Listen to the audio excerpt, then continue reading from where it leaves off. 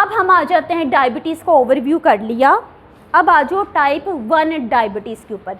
आपको क्लियर है, आपने ओवरव्यू पढ़ा ना चैप्टर के स्टार्ट को ओवरव्यू। टाइप 1 डायबिटीज़ क्या क्यों हो रही थी, इटियोलॉजी क्यों हो रही थी, कॉज क्या था, इटियोलॉजी क्या थी, बन ही नहीं रही थी, इंसुलिन बन ही नहीं रही थी, बीटा सेल्स उसे बना ही नहीं रहे थे। भाई बीटा सेल्स क्यों नहीं बना रहे थे, क्या पता डिस्ट्रॉय हो गए हो, ऐसा ही है ना। ठीक है, ये टाइप 1 डायबिटीज़ का कॉज है। बच्चों टाइप 1 डायबिटीज़ किस में देखेगी है, अब जी आप अपनी बुक खोलोगे ना, लिखा हुआ है कि below 35 years of as patient is normally type 1 diabetic, above 35 he is और शी इज़ टाइप 2 डायबिटिक। पहले ये डिस्क्रिमिनेशन थी, एज की डिस्क्रिमिनेशन थी, लेकिन अब ये ख़त्म होती जा रही है। कोई हार्ड एंड फास्ट रूल नहीं है कि भाई 35 साल से नीचे का होगा तो उसे जी टाइप 2 नहीं हो सकती है। ठीक है, अगर कोई छोटा है तो उसको टाइप 2 नहीं होगी, उसको भी हो सकती है टाइप 2। पहले ये डिस्क्रिमिनेशन थी, लेकिन जनरली फिर भी देखा गया है कि जी ज़्यादा मेजॉरिटी जो है टाइप 1 डायबिटीज़ होती किस में है, चिल्ड्रन में, एडोलिसेंट में, यानी कि जिन्होंने प्यूबरिटी अटेन कर ली है, यंग एडल्ट्स में। ठीक है, चिल्ड्रन में, यंग एडल्ट्स में, यानी कि पेशेंट्स और the individual below the age of 35, या अच्छा ये एज वेरिएशंस आपको मिलेंगे डिफरेंट बुक्स में। तो यानी कि age with the increase in age there are chances of type 2 diabetes, with less age there are chances of type 1 diabetes. Normally ये देखा गया, लेकिन ऐसे कोई हार्ड एंड फास्ट रूल नहीं है ये। बच्चों ये जो टाइप 1 डायबिटीज़ में लिखा है आपके ऑथर ने सेकंड लाइन में, but some related forms occur later in life, यानी कि जैसी एज बढ़ी 35-40 साल की उम्र में भी देखा गया है कि टाइप 1 डायबिटीज़ हो गई। वो फॉर्म कौन सी थी, लेटेंट फॉर्म थी। मैंने अब इधर बच्चों वर्ड यूज़ कर लिया है लेटेंट। अच्छा, अक्सर लोगों को कहते सुना है ना, जब तक टेस्ट ना करवाओ सब कुछ ठीक है, टेस्ट करवाओ तो 100 बीमारियाँ निकल गई। भाई बीमारी आपको पहले से थी, the disease was latent, disease was in the latent form, that was a condition कि कंडीशन में you were a diseased person, disease was present but it was not revealing the symptoms, आपको सिम्टम्स नहीं आ रहे थे, तो ऐसी condition को मैंने कह दिया लेटेंट फॉर्म। भाई मुझे टाइप 1 डायबिटीज़, अगर मेरे पास पेशेंट आए उसे टाइप 1 डायबिटीज़ थी, उसने टेस्ट ही नहीं करवाए थे, उसे सिम्टम्स नहीं आ रहे थे, तो भाई टेस्ट हुए तो उससे पता चल गया, उसने 30-40 साल की उम्र में करवाया तो पता चल गया भी इसको तो टाइप 1 डायबिटीज़ थी। ठीक है, तो लेटेंट फॉर्म्स में क्या है कि आपकी जो बाज़ दफ़ा क्या है कि आपको डिज़ीज़ है, लेकिन इस स्टेज पे, इस लेवल पे नहीं है कि आप जिसको बॉदर करें कि मैंने इसको कंट्रोल करना है, क्योंकि आपको सिम्टम्स ही नहीं आ रहे थे। ठीक है, तो जी नेक्स्ट लाइन में आ जाओ कि अब रीजंस क्या हैं टाइप 1 डायबिटीज़ की। There will be absolute deficiency of the insulin. अब जी इंसुलिन बने नहीं रही, भाई इंसुलिन नहीं बन रही, इसकी तो रीज़न यही आ गई ना कि there was the destruction of the beta cells, there was a loss of the beta cells. अब जी जब हम पैथो पढ़ते हैं ना, उसमें पढ़ते हैं कि अच्छा जी डायबिटीज़ की पैथोलॉजी पढ़े हैं कि डिस्ट्रक्शन हुई क्यों। बच्चों डिस्ट्रक्शन के डिफरेंट रीजंस हैं। One of the most common reason is the auto immune disease. मेरे इम्यून सिस्टम ने मेरे ही सेल्स के अगेंस्ट काम करना शुरू कर दिया और उन्हें डिस्ट्रॉय कर दिया। क्या मैं कह दूँ, now type 1 diabetes is an autoimmune disease. ठीक है भाई, ये एक ऑटोइम्यून डिजीज़ है, मेरे ही सेल्स ने, मेरे ही इम्यून सिस्टम ने मेरे ही सेल्स को डिस्ट्रॉय कर दिया, जिसकी वजह से मेरे पास क्या हुआ कि इंसुलिन नहीं बनी। ठीक है, अब जी और क्या रीज़न हो सकती है, भाई कोई भी एक्सटर्नल एजेंट हो सकता है जिसने ये काम किया। ऑटोइम्यून मीडिएटेड प्रोसेस, ऑटोइम्यून मेरे ही सेल्स ने मेरे काम अगेंस्ट काम क्यों कर दिया। हुआ क्या था कि मुझे किसी वायरस ने, किसी इन्वायरमेंटल टॉक्सिन ने इफ़ेक्ट किया, मेरी बॉडी ने उस वायरस को, उस टॉक्सिन को ख़त्म करना था, लेकिन ड्यूरिंग दिस प्रोसेस उसने क्या किया, मेरे अपने हेल्दी सेल्स को भी डिस्ट्रॉय कर दिया। ऑटो इम्यून कंडीशन की तरफ मैं आ गई, जिसकी वजह से बीटा सेल्स डिस्ट्रॉय हुए और इंसुलिन नहीं बनी और मेरा पेशेंट चला गया टूवर्ड्स दी टाइप 1 डायबिटीज़। अच्छा, अब आपके पास जी पता चल गया कि आपके बीटा सेल्स ने इंसुलिन नहीं बनाई, पेनक्रियास आपका फेल हो गया इंसुलिन रिलीज़ करने में, जिसकी वजह से ब्लड में ग्लूकोज का लेवल बढ़ गया। अब इससे रिलेटेड बच्चों आपके पास 4 मेन सिम्टम्स हैं जो आपकी बुक के अंदर मेंशन हैं।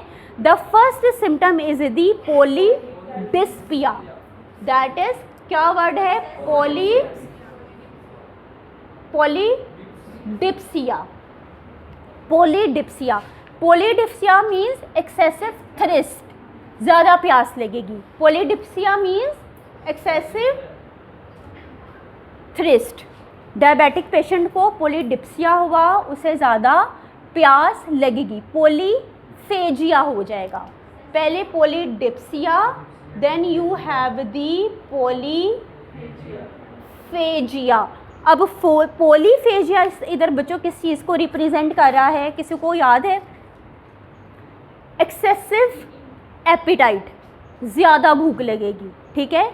पोलीडिप्सिया प्यास ज़्यादा लगेगी, पोलीफेजिया भूख ज़्यादा लगेगी। ऐसे लिखा ना, टाइप 2 डायबिटिक जो होते हैं भूख ज़्यादा लगती है, थोड़ी थोड़ी देर बाद कुछ खाते रहते हैं जी। थर्ड कंडीशन है that is the polyuria.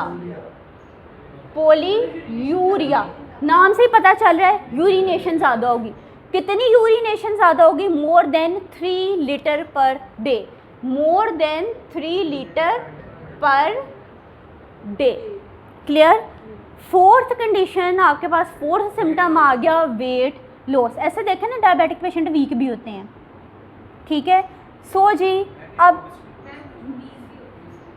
Obese भी होते हैं। ओबीज मोस्टली देखा गया टाइप 2 डायबिटिक्स में, मोटे हुए, खाना ज़्यादा खाया ना, शुगर इनटेक ज़्यादा की, भाई इतनी ग्लूकोज खाई, इतनी ग्लूकोज खाई कि मेरे बॉडी के जो सेल्स थे वो थक गए, उन्होंने अब रेजिस्टेंस दे दी इंसुलिन को। इंसुलिन भी बड़ी रिलीज़ हुई, इतनी रिलीज़ हुई कि अब रिसेप्टर्स उसे रिस्पॉन्ड ही नहीं कर रहे हैं, ठीक है।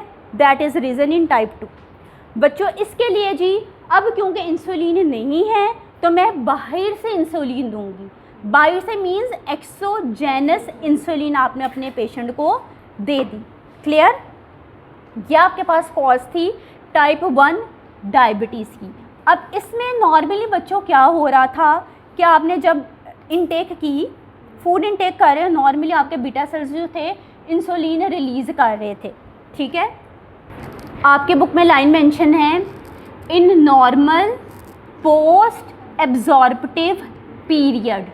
पोस्ट एब्जॉर्प्टिव, मैंने खाना खाया, खाना खाने की बाद की बात हो रही है, मेरा फूड इंटेस्टाइन में गया तो अब क्या होगा बच्चों? पोस्ट एब्जॉर्प्टिव पीरियड पे क्या होता है कि मैंने खाना खा लिया, ये मेरे पास इंटेस्टाइन है, यहाँ पे फूड आ गई, ठीक है, यहाँ पे जी कार्बोहाइड्रेट्स आ गए, ठीक है, शुगर आ गई इधर। अब जी होना क्या है भाई, मेरे पेनक्रियास ने साथ ही साथ क्या किया, ये मेरे पास पेनक्रियास था, ये इंसुलिन रिलीज़ करता जा रहा है। अब जी इंसुलिन रिलीज़ कैसे कर रहा है? इंसुलिन इधर मेरे पास एक वेसिकल के अंदर स्टोर है, ठीक है, इंसुलिन इधर एक वेसिकल के अंदर स्टोर है, प्लस इसके साथ एक और सब्सटेंस पड़ा है जिसका मैं नेक्स्ट टाइम जिक्र करूँगी, ठीक है।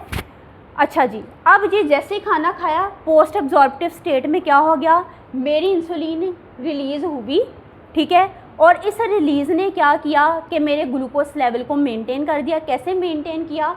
मेरे सेल्स को कहा चलो जी ग्लूकोज को के अंदर जाओ और जाके अंदर एटीपी को जनरेट करो, ठीक है। वैसे नॉर्मली भी क्या हो रहा था, मेरी बॉडी के अंदर कॉन्टीन्यूसली इंसुलिन रिलीज़ हो रही थी और एक लो बेजल लेवल मेंटेन हो रहा था। मैंने वर्ड यूज़ किया है bezel.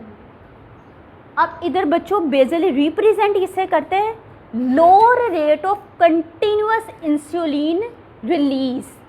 Low rate of continuous insulin release हो रही थी, that was controlling the glucose level in the blood, that was controlling the glucose plus amino acid level, ठीक है। क्लियर? यानी कि अभी आगे जाके अब थोड़ा सा कॉन्सेप्ट आता जा रहा है, इंसुलिन का ताल्लुक सिर्फ ग्लूकोज से नहीं है और डिफरेंट फैक्टर्स के साथ भी है। तो बच्चों जी क्या हुआ कि जैसे मैंने खाना खाया, पोस्ट अब्जॉर्प्टिव पीरियड में क्या हुआ, बीटा सेल्स ने सिक्रीशंस की, किसकी सिक्रीशंस की, इंसुलिन की, जिसकी वजह से जी एक बेसल लेवल आपका इंसुलिन का, सर्कुलेटिंग इंसुलिन का लेवल आपका मेंटेन हो गया। अब ये मेरे पास एक बहुत अच्छी चीज़ आ गई, नॉर्मल हो रहा है ना ये। अच्छा, अब इसने एक और काम क्या किया, इसने क्या किया, इसने आपकी बॉडी को कहा लाइपोलाइसिस नहीं करवानी। इंसुलिन ने कहा कि लाइपोलाइसिस नहीं करवानी, लिपिड की ब्रेकडाउन नहीं करवानी। अब इसने क्या किया, बेसिकली इसको सुप्रेस किया। हर चीज़ बॉडी में नॉर्मली थोड़ी थोड़ी हो रही है, ठीक है, इसने इसको सुप्रेस कर दिया। इसने लाइपोलाइसिस को सुप्रेस कर दिया, प्रोटियोलाइसिस को सुप्रेस कर दिया, ग्लाइकोजिनोलिसिस को सुप्रेस कर दिया। ऐसे पढ़ा ना, fat is a source of energy, ठीक है। तो भाई एनर्जी तो ग्लूकोज से बन रही है, इंसुलिन रिलीज़ हुई, ग्लूकोज अंदर गई तो एटीपी बन रही है, तो मुझे इतनी एग्जैजरेटेड लाइपोलाइसिस की क्या ज़रूरत है, ठीक है। तो अब जी अच्छा, लाइपोलाइसिस वाला पॉइंट मैं आगे जाके दोबारा से डिस्कस करूँगी, ठीक है।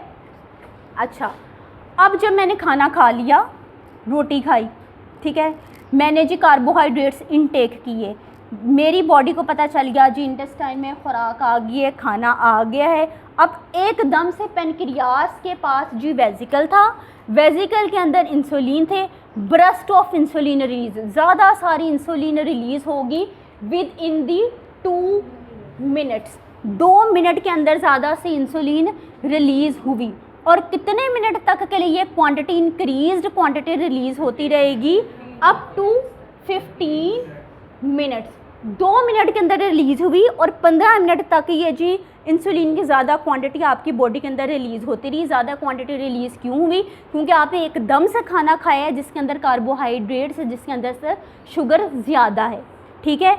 अब जी इस 15 मिनट के बाद क्या होगा कि इंसुलिन कम रिलीज़ होगी, ठीक है, लो बेसल लेवल्स के ऊपर आप इंसुलिन के ऊपर आ गए। अब जी बेसिकली जो इंसुलिन एकदम से रिलीज़ हुई थी उसका मकसद क्या था कि इसने सेल्स को बताना था कि भाई ग्लूकोज और अमीनो एसिड्स को यूटिलाइज़ करो, ठीक है, और इसका ब्लड लेवल को मेंटेन करो। ब्लड लेवल ग्लूकोज का बढ़ना नहीं चाहिए। क्लियर है यहाँ तक बच्चों? अच्छा जी, ये था मेरे पास जब पोस्ट एब्जॉर्प्टिव स्टेट आ गई। अब जी एकदम एब्रप्ट सी इंसुलिन रिलीज़ हुई, अब खाना मैंने खा लिया, मैं आ गई पोस्ट प्रेंडियल स्टेज के ऊपर। खाना खाने के बाद जी 15 मिनट बाद भी अब मेरी इंसुलिन थोड़ी थोड़ी रिलीज़ होती रहेगी, क्योंकि मैंने एक बेसल लेवल के ऊपर जाना है, ठीक है। अब देखो सेकंड लास्ट लाइन में देखो, विदाउट फंक्शनल बीटा सेल्स, जैसे कि आपको देखा गया है टाइप 1 डायबिटीज़ में जिसमें बीटा सेल्स इंसुलिन रिलीज़ नहीं करे, उसमें जी बेसल लेवल भी मेंटेन नहीं होगा, क्योंकि बीटा सेल्स तो इंसुलिन बना नहीं रहे। ऐसे ही है ना, नॉर्मली क्या हो रहा था, बेसल लेवल मेंटेन हो रहा था, लेकिन अब मेरे बीटा सेल डिस्ट्रॉय हो गए हैं, चाहे तो वो किसी ऑटोइम्यून डिजीज़ की वजह से डिस्ट्रॉय हुए या किसी ट्यूमर की वजह से डिस्ट्रॉय हुए हैं। भाई अब ना ये तो भाई पोस्ट एब्जॉर्प्टिव स्टेज तो बड़ी दूर की बात है, अब तो ये नॉर्मल कंडीशन में भी इंसुलिन को रिलीज़ नहीं कर रहे हैं, बेसल लेवल को मेंटेन नहीं कर रहे हैं। अब इसके लिए मुझे क्या करना पड़ेगा, मुझे मेरे पेशेंट को इंसुलिन देनी पड़ेगी, ठीक है। बाहर से इंसुलिन देनी पड़ी तो मैं वर्ड यूज़ करूँगी एक्सोजेनस इंसुलिन। क्लियर? सो बच्चों, अब जब मैंने अपने पेशेंट को एक्सोजेनस इंसुलिन दी, इस एक्सोजेनस इंसुलिन ने क्या किया कि मेरे ग्लूकोज के लेवल को मेंटेन किया, मेरे सेल को कहा कि ग्लूकोज को अंदर ले जाओ। मेरे सेल को कैसे कहा ग्लूकोज को अंदर ले जाओ? लास्ट लेक्चर में आपने देखा था मेरे प्लाज्मा मेम्ब्रेन के ऊपर इंसुलिन रिसेप्टर है, इंसुलिन जाकर वहाँ बाइंड की, जिसकी वजह से जी अब क्या हुआ, मेरे सेल के ऊपर जी GLUT GLUT2 चैनल था, ग्लूकोज ट्रांसपोर्टर 2 चैनल था, वो ओपन हुआ और ग्लूकोज अंदर चली गई। नेक्स्ट टाइम इसको फिर डिटेल से डिस्कस करेंगे। जैसे ही ग्लूकोज अंदर गई तो ग्लूकोज अंदर जाके कन्वर्ट होगी इनटू ATP, मुझे एनर्जी मिल गई, ठीक है। क्लियर है बच्चों यहाँ तक? अब डायबिटीज़ में क्या हुआ कि जी ग्लूकोज अंदर नहीं ना जाएगी, क्योंकि इंसुलिन ने तो रिसेप्टर पे बाइंड ही नहीं किया, तो ग्लूकोज का लेवल मेरे ब्लड के अंदर क्या हो गया, इंक्रीज हो गया। क्या मेरे सेल्स को एनर्जी मिल रही है? पर मुझे तो एनर्जी हर सूरत बनानी है। अब मैं वो एनर्जी कैसे बनाऊंगी? लाइपोलाइसिस से अब बनाऊंगी। अब मेरी बॉडी लाइपोलाइसिस की तरफ जाएगी। पहले इंसुलिन इस लाइपोलाइसिस को सुप्रेस कर रही थी। मेरी लाइपोलाइसिस अगर एक एग्जैजरेटेड स्टेज में आ गई, दैट इज़ नॉट गुड। ये क्या करेगी? मेरे ब्लड को एसिडिक कंडीशन में ले जाएगी, जिसको मैं कहूँगी कीटो एसिडोसिस। कीटोन्स बन जाएंगे बॉडी के अंदर ज़्यादा। क्लियर? अब यहाँ बच्चों एक पॉइंट आप लोगों ने याद रखना है। अभी हम थोड़ी देर पहले ब्लड टेस्ट की बात कर रहे थे ना, एक ब्लड टेस्ट के अंदर देखो नाम आए, आपने एक्सोजेनस इंसुलिन दी टाइप 1 डायबिटिक पेशेंट को। उसने क्या किया कि उसने हाइपरग्लाइसीमिया को कंट्रोल कर दिया and this will avoid ketoacidosis. Ketoacidosis क्या था कि जी लाइपोलाइसिस हो रही थी, कीटोन बॉडीज बन रही थी, that was the source of energy जिसको मेरे मसल्स, मेरे हार्ट जिसको इस्तेमाल कर रहा था। ठीक है, जिसकी वजह से कीटोन्स बन रहे थे। Ketones are acidic.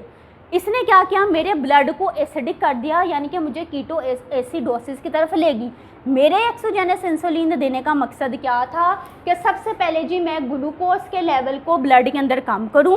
दूसरी बात ये, मैं ब्लड की एसिडिटी कीटो एसिडोसिस को ख़त्म करूं। क्लियर? यहाँ तक कॉन्सेप्ट क्लियर हुआ? Now what is significance of insulin? Glucose level को कम करना। सेकंड, कीटो एसिडोसिस को सुप्रेस करना, ख़त्म करना। कीटो एसिडोसिस कौन सी कंडीशन थी? लाइपोलाइसिस हो रही थी, जिसकी वजह से क्या हो रहा था? कीटोन्स बन रहे थे, मेरा ब्लड एसिडिक हो रहा था। क्लियर? अच्छा, मैंने जी अब अवॉइड कर दिया हाइपरग्लाइसीमिया को। एक्सोजेनस जब इंसुलिन दी, हाइपरग्लाइसीमिया अवॉइड हो गया, कीटो एसिडोसिस अवॉइड हो गई। नाउ थर्ड पॉइंट जो आपने याद रखना है, this will maintain the level of the glycosylated haemoglobin. अक्सर ब्लड टेस्ट करवाओ, उसमें लिखा होगा, देखो यह एब्रीवेशन मैंने क्या लिखी है, HbA1c लिखा हुआ मिलता है ना। इसकी एक परसेंटेज आपकी रिपोर्ट्स के अंदर आती है। बच्चों नॉर्मली क्या होता है, ग्लूकोज तो आपके ब्लड में है ही, ठीक है। ग्लूकोज क्या करती है आपको पता है, मेरे आरबीसीज में I have the haemoglobin. Glucose haemoglobin के साथ बाइंड कर जाती है, ज़्यादा बाइंड ही नहीं करती, कुछ परसेंटेज में बाइंड करती है, ठीक है। जो मेरी haemoglobin that is attached with the glucose, उसको मैंने कह दिया ग्लाइकोसाइलेटेड हीमोग्लोबिन। अब हुआ क्या, मेरे पास डायबिटिक पेशेंट आया, डायबिटिक पेशेंट में तो भाई ग्लूकोज लेवल बहुत ज़्यादा था, इतनी एक्सेसिव ग्लूकोज। उस ग्लूकोज ने क्या किया कि अपने आप को हीमोग्लोबिन के साथ बाइंड कर दिया। अब मेरे पास ये जो percentage of the glycosylated haemoglobin, उसकी परसेंटेज बढ़ गई।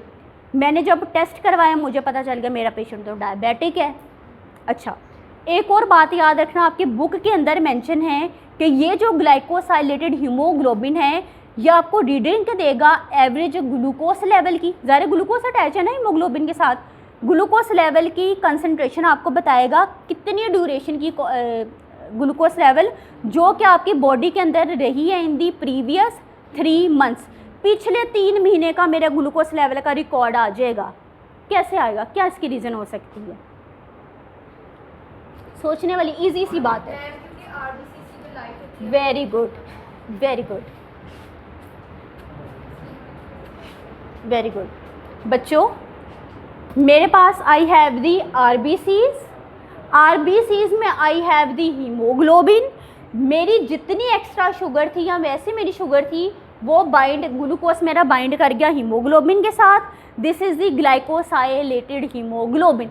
एक्सेसिव ग्लूकोज था, ज़्यादा से ज़्यादा हीमोग्लोबिन के साथ अटैच की। मेरे पास जो मेरा आरबीसीज का लाइफ स्पैन आता है दैट इज़ दी 120 डेज। कितने महीने बनते हैं?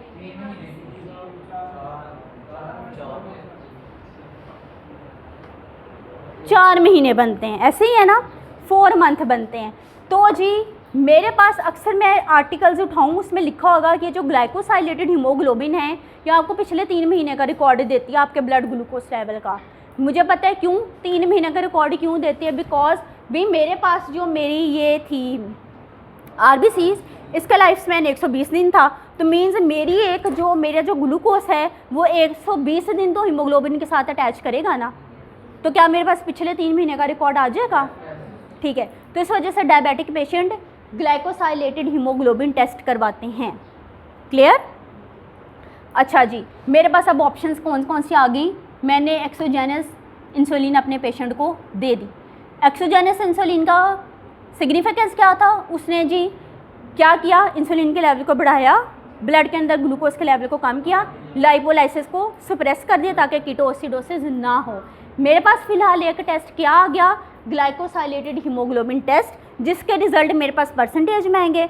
HPLC टेक्निक है जो मैं इसके अंदर यूज़ करती हूँ। क्लियर? ठीक है। और जी आप मॉनिटरिंग कैसे कर सकते हो ब्लड ग्लूकोज लेवल की? Any other option? Glucometer. Glucometer, आप इससे ग्लूकोमीटर से क्या करोगे? सेल्फ मॉनिटरिंग करोगे। लाइपोलाइसिस क्या थी बच्चों? Breakdown of the fat, breakdown of the fat into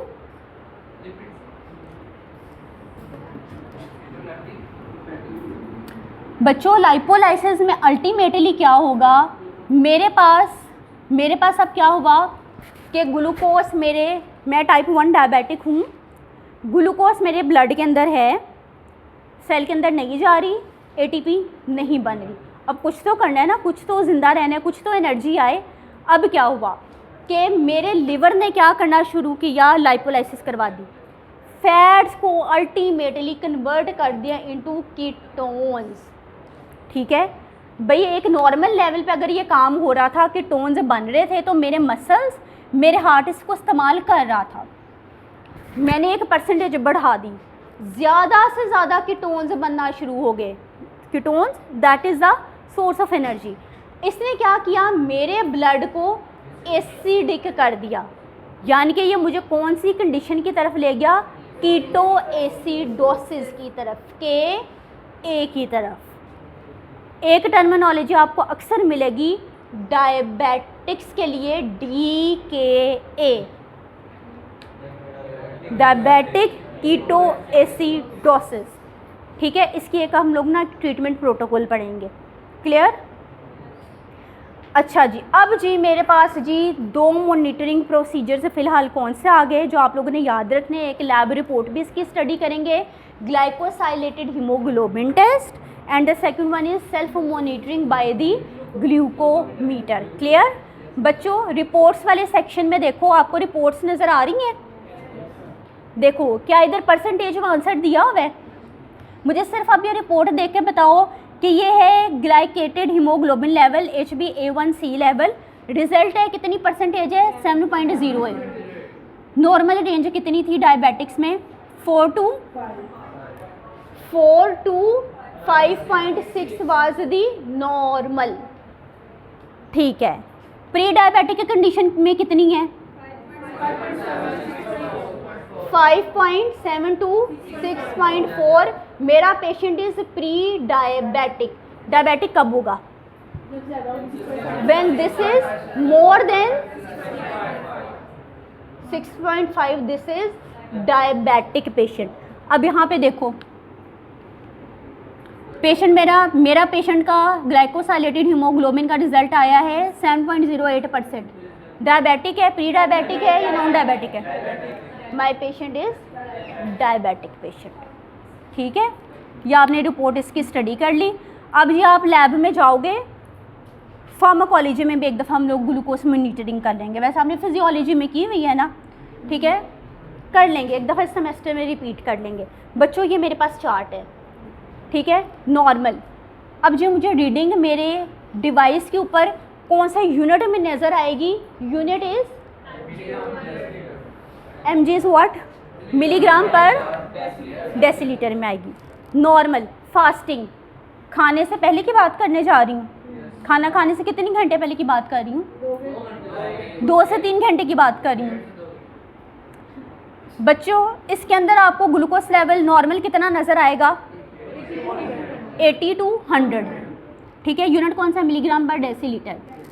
after eating, मैंने खाना खा लिया, उसके बाद मैंने टेस्ट किया 170 to 200। खाना खाने के 2 से 3 घंटे बाद कितना होना चाहिए? 120 से 140 तक। अगर मेरा पेशेंट डायबिटिक है तो इन वैल्यूज़ से ऊपर चला जाएगा, ठीक है। अब यहाँ मैंने 3 स्केल्स मेंशन की हैं, normal, impaired glucose level, diabetic. Same वही कंडीशन आ गई ना, नॉर्मल, प्री डायबिटिक, डायबिटिक। तीनों की रेंजेस आपके पास मेंशन हैं, आप लोगों ने ये रेंजेस ज़ुबानी याद करनी है। क्लियर?